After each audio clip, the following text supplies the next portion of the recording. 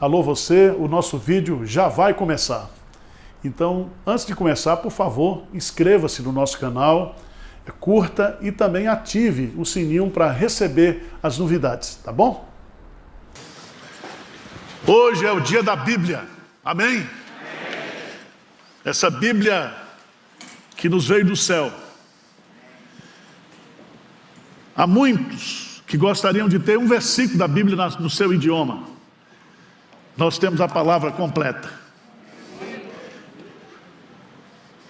E eu quero, nesta manhã, dia da Bíblia, falar sobre a suficiência e a eficiência da Bíblia. Amém? Só a Bíblia. Somente a Bíblia. John Stott, o grande comentarista, pastor inglês, ele diz: a Bíblia é o livro para o mundo atual.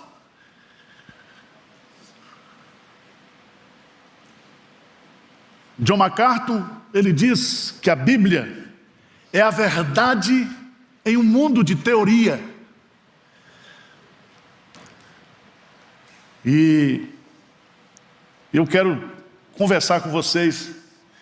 Vamos fazer uma exegese em hebraico hoje, tá certo? Um dos textos mais bonitos sobre a Bíblia, o próprio testemunho da Bíblia foi feito por Davi, no Salmo 19. E eu quero que você leia comigo, do versículo 7 ao versículo 11. Deixa a sua Bíblia aberta.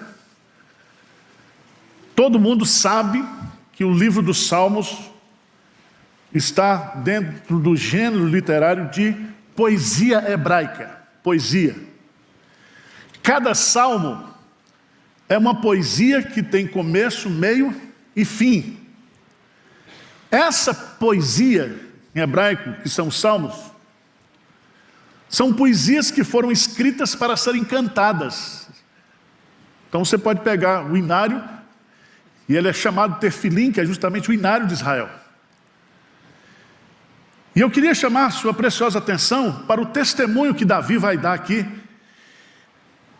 em poesia, porque uma das características da poesia hebraica, diferentemente da poesia da literatura portuguesa, nós construímos o texto poético usando a rima, tá certo? Mas na poesia hebraica são os paralelismos. E os paralelismos são paralelismos não do ponto de vista de fonética, mas do ponto de vista de ideias. E o paralelismo que é usado, há vários tipos, e o que Davi vai usar aqui, se chama de paralelismo sinonímico. Ou seja, ele vai usar os versos para reforçar a ideia, vai usar vários sinônimos para a Bíblia. Ele vai colocar a característica fundamental desse sinônimo e depois vai mostrar o poder que a palavra tem. Então vamos lá. Salmo 19, versículo 7. Vamos lá juntos? A lei do Senhor é perfeita e restaura a alma. O testemunho do Senhor é fiel e dá sabedoria aos simples.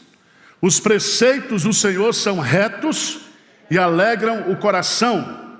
O mandamento do Senhor é puro, ilumina os olhos. O temor do Senhor é límpido e permanece para sempre. Os juízos do Senhor são verdadeiros e todos igualmente justos. São mais desejáveis do que o ouro, mais do que muito ouro depurado. E são mais doces do que o mel e o destilar dos favos. Além disso, por eles se admoesta o teu servo, em os guardar a grande recompensa. Veja que aqui nós temos 6 afirmações sinonímicas. A primeira diz assim: a lei do Senhor é perfeita e restaura o quê? A alma. Veja que Davi vai usar aqui 8 sinônimos, ou 6 sinônimos para descrever a Bíblia. Ele vai chamar a Bíblia de a lei do Senhor, Depois ele diz o testemunho do Senhor, os preceitos do Senhor, o mandamento do Senhor, o temor do Senhor, os juízos do Senhor. Então grifa aí. O que a Bíblia é?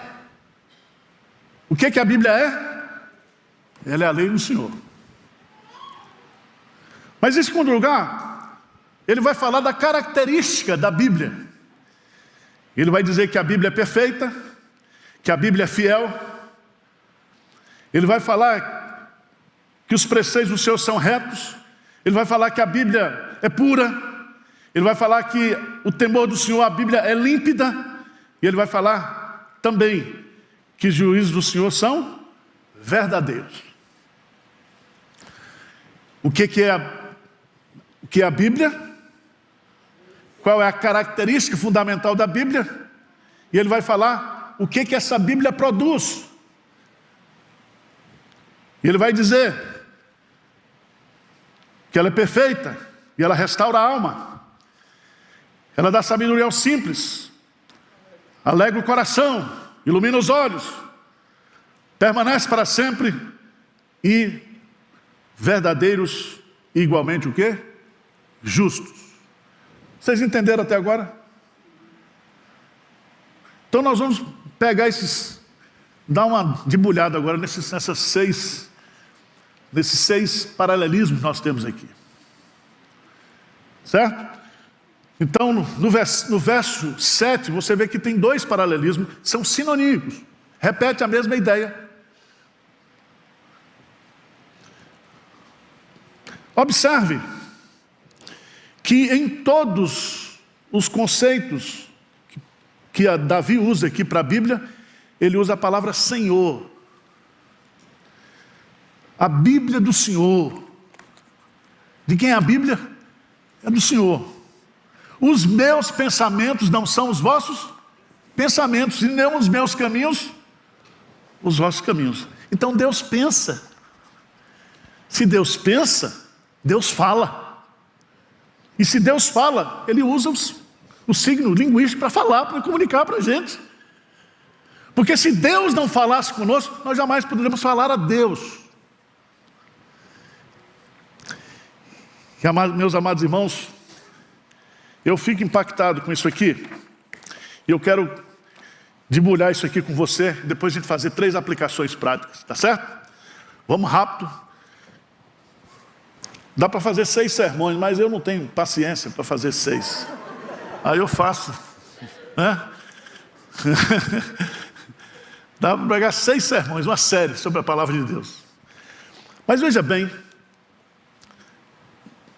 que Davi vai usar a lei do Senhor. E por que ele usa a lei? O que significa essa palavra no hebraico lei? Significa Torá. E a lei, a Torá de Deus, significa todo o conceito, todos os conceitos, todos os pensamentos, todas as ideias de Deus. Quando se fala da lei, da Torá de Deus, está falando que essa palavra, ela é completa. Ela é completa. Há um aspecto muito importante aqui também, que essa palavra Torá, no hebraico, enfatiza a natureza didática das Escrituras. Deus nos ensina de forma cognitiva, de forma inteligente, através da Bíblia. Deu para entender? Então a palavra de Deus, ela foi nos dada para nos ensinar todo o conselho de Deus. E é tão interessante que aqui Davi usa Torá para se referir às Escrituras como a totalidade do que Deus revelou para a nossa instrução, aquilo que nós cremos, aquilo que nós somos e aquilo que nós fazemos. Então esse negócio de dizer que a Bíblia tem partes da Bíblia que não servem mais para hoje, isso é liberalismo teológico. Jesus diz, eu não vim revogar a lei, a Torá, eu vim cumpri-la. E nenhum tio ou um jota vai cair da lei. Sabe por quê? Porque a lei do Senhor é perfeita. O que significa essa palavra perfeita no hebraico? Inteira, suficiente, completa, eficiente. E é tão interessante porque as pessoas querem se livrar da Bíblia hoje, sabe por quê? Porque a Bíblia confronta o nosso pecado. A Bíblia diz que o que você crê, o que você é e o que você está fazendo, está contrário à vontade de Deus. Então a Bíblia nos confronta, destrói os nossos autoconceitos para colocar os pensamentos de Deus. E qual é o poder que essa palavra tem? A lei do Senhor é perfeita, a Torá do Senhor é perfeita, e ela faz o quê? Restaura o quê? A alma. O que significa isso? E eu queria que você entendesse que essa palavra significa converter, ressuscitar, reviver. A fé vem pelo ouvir, e ouvir o que é a palavra de Deus.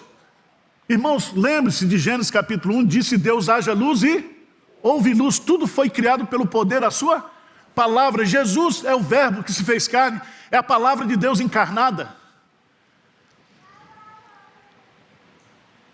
Vocês conhecem a história da Bíblia? Como a Bíblia chegou até nós? A Bíblia do Antigo Testamento, escrito em hebraico, 39 livros. E no Concílio de Jamnia, no início desse século, foi definido, fechado o cânon do Antigo Testamento. Anos mais tarde também se fecha o cânon do Novo Testamento. Os 27 livros são 66 livros. E esse livro, então, ele começa sendo passado pela tradição oral, mas desde o princípio Deus diz para Moisés, escreve, escreve, escreve. Quando Deus deu a lei a Moisés, deu a lei impressa nas placas de pedra. Por quê? Por que não colocou num papel? Para dizer que a palavra de Deus ela é o quê? Perfeita, eterna. Passarão os céus e a terra, mas a palavra do Senhor permanece para sempre. Irmãos, essa Bíblia que está sendo pregada, que tem sido lida, que tem sido ensinada, hoje é o livro mais vendido do mundo. Hoje é o livro mais lido no mundo. Já tentaram tirar os chamados mitos da Bíblia, desmitologizar a Bíblia, já tentaram fazer uma releitura liberal da Bíblia.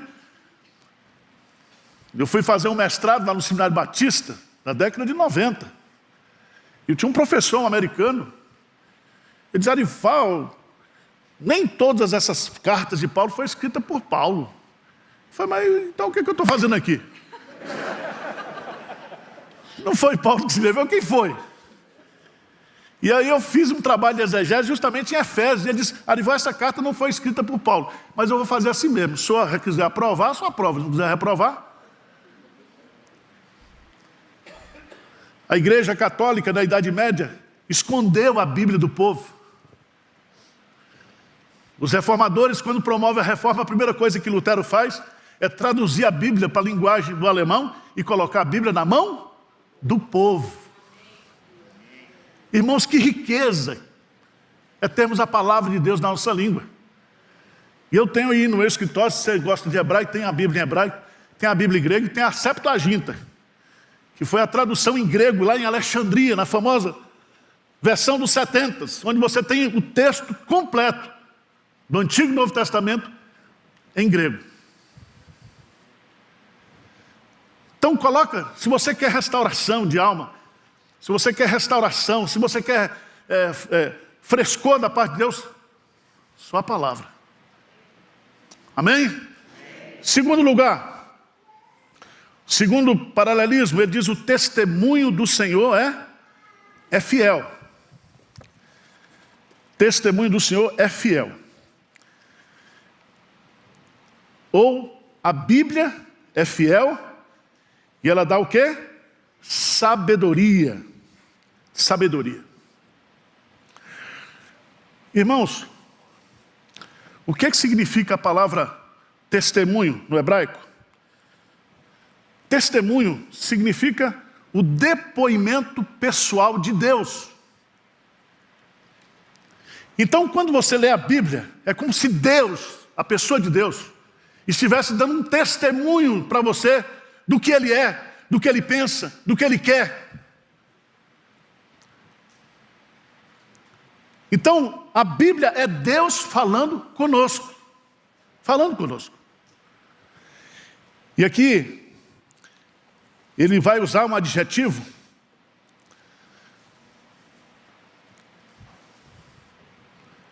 E esse adjetivo é maravilhoso, porque ele dá sabedoria aos simples. A lei do Senhor é fiel. Significa que o testemunho de Deus é inabalável, irremovível, inconfundível, seguro e digno de toda confiança. É fiel no sentido da sua veracidade, de não conter impurezas. Você compra gasolina, pensando que está comprando gasolina, mas a gasolina está batizada. Batizada com água e batizada com álcool. Mas quando diz que o testemunho do Senhor, irmãos, é Deus falando conosco, pessoalmente. E aqui eu queria que você entendesse que ela dá sabedoria. Sabedoria não é somente inteligência, entendimento, mas é ter a capacidade de transformar a teoria em prática. Sabedoria de viver. E aqui, eu gosto dessa palavra, que ela dá sabedoria a quem? Aos simples. Então, se você não é simples, se você não é simplão, você não vai, a Bíblia não vai falar com você. Você vai querer ensinar Deus. Você é tão inteligente, você está fora da curva, você tem que levar para o kibutz lá em Israel para estudar você, porque você é demais. E tem pastor que se acha, e tem professor de seminário que se acha, e tem crente aqui que se acha. Irmãos, a Bíblia só serve para o simples. E sabe o que significa essa palavra simples? No hebraico significa uma porta aberta. É tão interessante essa figura, essa imagem.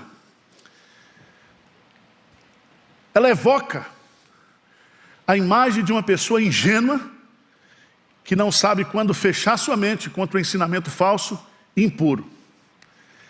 Ele não tem discernimento, é ignorante, é influenciável. Mas a palavra de Deus, quando acolhida por essa pessoa, lhe torna uma pessoa o quê? Sábia. Nós temos que curvar a nossa mente, curvar a nossa inteligência e colocá-la sob a autoridade das Escrituras Sagradas. É a palavra de Deus, é o testemunho de Deus, é Deus testemunhando para mim e para você através do texto. Terceiro paralelismo, o que diz aí? Os preceitos do Senhor são retos. Irmãos, os preceitos do Senhor. Preste atenção, preceitos são orientações e princípios divinos para o nosso caráter e para a nossa conduta. Certo? Preste atenção. Visto que Deus, Ele nos criou, e Ele como Criador conhece as suas criaturas, Ele sabe como nós funcionamos, Ele sabe o que nós precisamos, então Ele nos dá esses preceitos, é o nosso manual de funcionamento, é o nosso manual que vai dar sentido à nossa vida existencial. E a Bíblia, presta atenção, tem tudo aquilo que eu preciso para viver de forma sábia. E é tão interessante porque os preceitos são retos. E é interessante que ao usar reto aqui, ele não está usando em oposição ao que é errado, mas essa palavra tem um sentido de mostrar a alguém o caminho verdadeiro. A Bíblia nos aponta a verdade. A Bíblia, pelo poder do Espírito Santo, que é o poder da verdade, nos leva à verdade, que é Jesus. A verdade está na Escritura. E sabe que essa Bíblia poderosa, essa Bíblia correta, reta, ela produz alegria no coração. Olha que coisa linda. Os preceitos do Senhor são retos e alegram o coração. O que consola você na sua angústia? Davi vai dizer no Salmo 119, a tua palavra. Você está triste? Leia a Bíblia. Você está desanimado? Leia a Bíblia. Tá certo? Você precisa ser um amante da Bíblia. Você tem que entender que se você quer ter uma vida de alegria, o que vai trazer alegria para você é a palavra de Deus. Estudar a palavra, meditar na palavra, obedecer à palavra. Vamos lá, quarto lugar. Quarto paralelismo, o que diz aí? O mandamento do Senhor é puro e ilumina o quê? Os olhos. Presta atenção que a palavra mandamento aqui enfatiza a natureza da Bíblia como não opcional. Presta atenção. A Bíblia não é um manual de autoajuda. A Bíblia é um mandamento do Senhor. Ele nos manda através da palavra. E é tão interessante porque alguns acham que a Bíblia é um livro de sugestões. Outros tratam a Bíblia com leviandade. Outros pegam a Bíblia e ficam falando asneiras, fazendo interpretações erradas, não aplicando os princípios da hermenêutica bíblica, aplicada à interpretação do texto. E é tão interessante que essas pessoas que falam as coisas mais absurdas, mais ridículas, mais fora do texto, e a Bíblia diz que há pessoas que torcem as Escrituras para a sua própria condenação, porque as Escrituras contêm ou são os mandamentos de Deus. Os mandamentos. Mas diz que esses mandamentos, eles são puros. E não há palavra no hebraico melhor do que essa, porque puro aqui poderia ser traduzido como lúcido, pois a Escritura ela não é obscura, confusa ou enigmática. Mas o sinal aqui, ou a melhor tradução aqui é que o mandamento do Senhor é puro no sentido de claro. Claro. Irmãos, quantas pessoas se converteram, e nós temos um método de alfabetização que é usado para adultos, que a pessoa aprende a ler através da Bíblia. E quando a pessoa começa a ler a Bíblia, a pessoa mais simples, semi-analfabeta, Deus fala com ela através das Escrituras. Porque o Espírito que inspirou as Escrituras, ele está dentro do crente. O Espírito que revelou, o Espírito que inspirou, é o Espírito que nos ilumina. Então não é um livro enigmático. E é tão interessante, irmãos, que alguns tentam. A Bíblia é muito difícil. Não, a Bíblia é para gente inteligente. É igual ao Brasil, não é para amador não. Tem que ser inteligente. Porque Deus é inteligente. Tá certo? Há pessoas que querem impactar Deus fazendo coisas. Deus é o Deus de toda majestade. Ele habita em meio dos louvores. Ele é o Deus de toda glória, de toda honra, de todo louvor. Por isso que Davi vai dizer que a coisa que impacta o coração de Deus é coração quebrantado e contrito. E essa palavra de Deus, meus amados irmãos, esse mandamento, ele é puro e ele ilumina os olhos. O que significa a palavra iluminar os olhos? Hein? Abrir os olhos. Diz assim o salmista no Salmo 119, lâmpada para os meus pés é a tua palavra e luz para o meu caminho. Então a Bíblia vai nos dando direcionamento, vai nos dando conhecimento, vai nos aprofundando o nosso saber.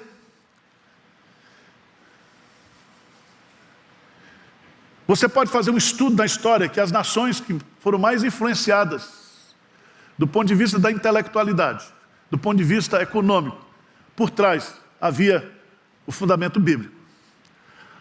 A Europa está quebrada e vai quebrar mais ainda, porque tudo de bom que a comunidade ocidental teve foi por causa dos princípios da palavra de Deus. E estão jogando fora isso. E vão abraçar o quê? Preste atenção. Se você quer sabedoria, se você quer ter visão, você precisa ler o quê? A Bíblia. A Bíblia. Por fim, quinto lugar, a Escritura, ela é límpida. A Bíblia, e é chamada aí de o temor do Senhor. Irmãos, temor aqui, sabe o que fala aqui?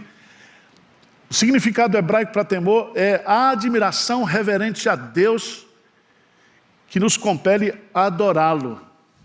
Significa que quando você lê a Bíblia, você é tomado por esse temor, por essa reverência. Por isso que a adoração verdadeira se fundamenta na Bíblia. Nós adoramos a Deus por causa da Bíblia. Nós admiramos a Deus porque aquilo que a gente conhece de Deus está na Bíblia. E a Bíblia é o temor do Senhor. Quando você lê a Bíblia, você está diante daquele que é o Todo-Poderoso. E você não é somente instruído, orientado, mas você é tomado por adoração.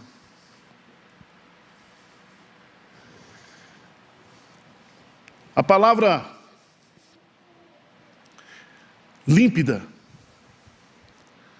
no hebraico significa ausência de pureza, ausência de sujeira, ausência de contaminação, ausência de imperfeição. E aqui é que eu quero reforçar para você que está ouvindo tanta asneira sobre a Bíblia nesses dias. Ela permanece para sempre, tá? Ela permanece para sempre. Jesus vai dizer em Marcos 13:31, passará o céu e a terra, porém as minhas palavras não passarão. Isso diz que a Bíblia é permanente, é imutável, portanto relevante para todos em qualquer época da história. Ela sempre foi e será suficiente. Você não precisa de mais nada. A Bíblia, como diz Moisés, instruindo o povo, é a nossa vida, a palavra de Deus. E aqui, meus amados irmãos, para a gente terminar, porque eu acho que há no coração de Deus uma tristeza muito grande quando ele ouve crentes dizendo, não, a Bíblia está superada, a Bíblia está assim, crentes falando isso. Se for filho dele, ele deve ficar com uma tristeza tão grande. A pessoa que chega a afirmar isso, perdeu o temor a Deus, a reverência a Deus, porque quem ama a Deus, ama a sua palavra. Quem tem o temor de Deus, teme a palavra de Deus. E eu quero terminar justamente mostrando sexto paralelismo. Ele vai dizer o que aí? Os juízos do Senhor são e todos igualmente justos. Aqui é o efeito final da suficiência das Escrituras. Os juízos do Senhor são verdadeiros e todos igualmente justos. Juízos aqui significa ordenanças ou vereditos divinos que procedem do trono do supremo juiz, o juiz de toda a terra, que é Deus. E os acórdãos de Deus estão registrados na Bíblia. E é pela essa palavra que nós seremos julgados. Quem creu na palavra está salvo, quem não creu na palavra está condenado. Então a mesma palavra que salva, ela julga. Julga. E todos nós seremos julgados pela palavra. Às vezes você fica zangado porque você está sendo julgado pelos homens. E quando você for julgado por Deus, o reto juiz? E é tão interessante, porque a Bíblia é o padrão de Deus para julgar a vida e o destino eterno de toda a humanidade. Nós seremos julgados pela palavra. E aqui eu queria chamar a sua preciosa atenção, que somente a Bíblia produz justiça. Fica essa discussão aí hoje, gerando conflito entre as pessoas. Ontem eu vi 700 homens brancos ganham mais do que todas as mulheres negras do mundo. Para que isso serve? O cara não tem o que fazer, não? Para que isso? Então, onde prevalece a palavra de Deus, onde os valores de Deus são colocados, e aqui eu não estou falando de narrativa política, de pessoas que se apropriam da palavra de Deus sem serem, de fato, convertidas por essa palavra. Não estou falando disso. Eu estou falando que onde imperam os princípios da palavra de Deus, a justiça. A justiça. Eu queria terminar com os versos 10 e 11, porque aqui eu acho que Davi concluiu de forma magistral. Ele vai dizer, depois dos 6 paralelismos, ele diz assim: são mais desejáveis do que o ouro, mais do que muito ouro, o quê? Depurado. Davi está dizendo, a palavra de Deus, ela é preciosíssima. Não existe tesouro, não existe riqueza maior do que a palavra de Deus.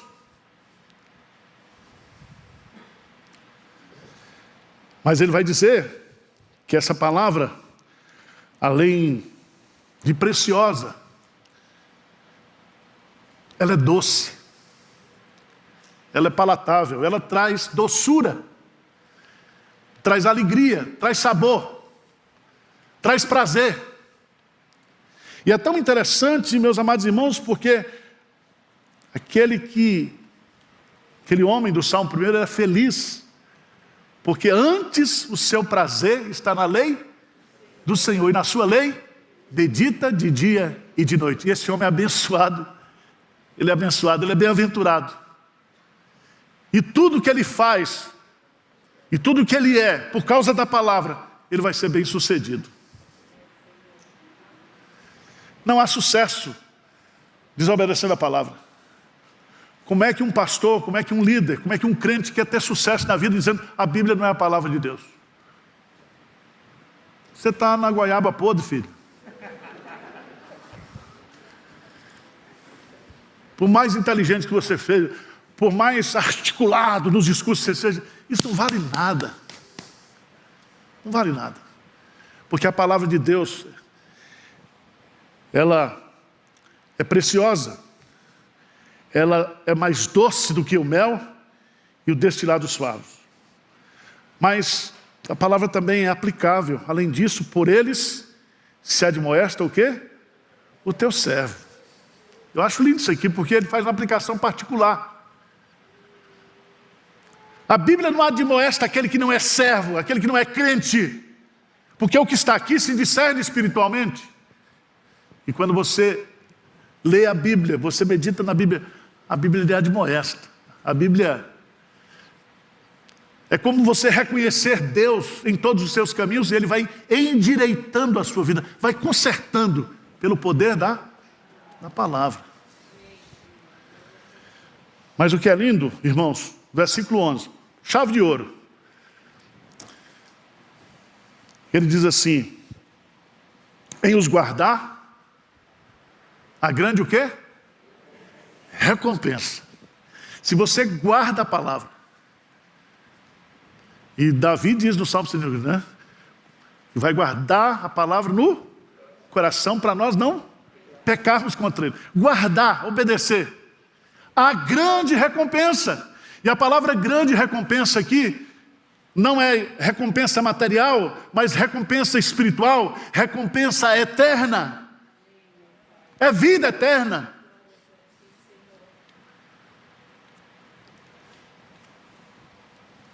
Então, irmãos, a Bíblia, ela é suficiente. A Bíblia, ela é eficiente para nós. Nós não precisamos de mais nada. Se nós não tivermos templos, se nós não tivermos pastores, se nós não tivermos escribas, sacerdotes, se nós tivermos a Bíblia ela é suficiente e eficiente para nos colocar em contato com Deus e para que a vontade de Deus opere em mim e em você. Amém? Então ame essa Bíblia. Ame. Pastor, tem que não precisa defender a Bíblia não, tá? Quando você vê pessoa falando besteira sobre a Bíblia, você vê o ministro Fachin dizendo que as Bíblias não poderão mais ser usadas nas bibliotecas, tudo bem, a gente vai levar para os presídios. Se a Bíblia não pode entrar na escola, nós levamos para o presídio. Porque quanto mais se proíbe a Bíblia na escola, mais se constrói presídio no estado de São Paulo. E a Bíblia, usando a figura do ferreiro, ela é uma bigorna. Tudo que bate contra a Bíblia, quebra. Ao invés de quebrar a Bíblia, se quebra. Porque a palavra de Deus é fogo, a palavra de Deus é martelo. É martelo.